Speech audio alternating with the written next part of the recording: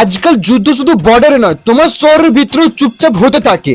আর এমনটাই কিছু হতে চলেছিল আমাদের ইউপিতে, বাট আমাদের সিকিউরিটি এজেন্সি সঠিক টাইমে অ্যাকশন নেয়।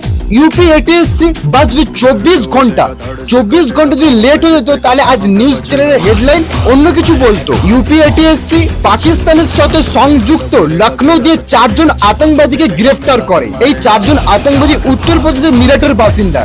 এদের টার্গেট ছিল এলপিজি সিলিন্ডার ভর্তি লরি, পেট্রোল পাম্প আর কার আর বাইকের শোরুম, যেখানে এরা আতঙ্কবাদী হামলা করার প্রস্তুত ছিল। এই 4 জন পাকিস্তানের আইএসআই এর সাথে যুক্ত ছিল সোশ্যাল মিডিয়ার সাহায্যে, যেখান থেকে এরা ফান্ডিং পেত। বিলিভ এখন যে আমাদের পিএম আছে, সে এতটাই খারাপ যে এইসব আতঙ্কবাদীদের ধরে জেলে পাঠাচ্ছে।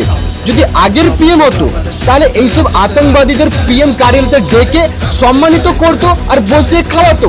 মানে আমি আজ পর্যন্ত বুঝে উঠতে পারছি না এদের মাইন্ড কিভাবে ওয়াশ করা হয়, যে যেই দেশে জন্ম হয়েছে, যেই দেশের মাটিতে বড় হয়েছে খেয়ে দে, সেই দেশকেই উড়ানোর কথা ভাবে এরা। জয় হিন্দ, বন্দে মাতরম।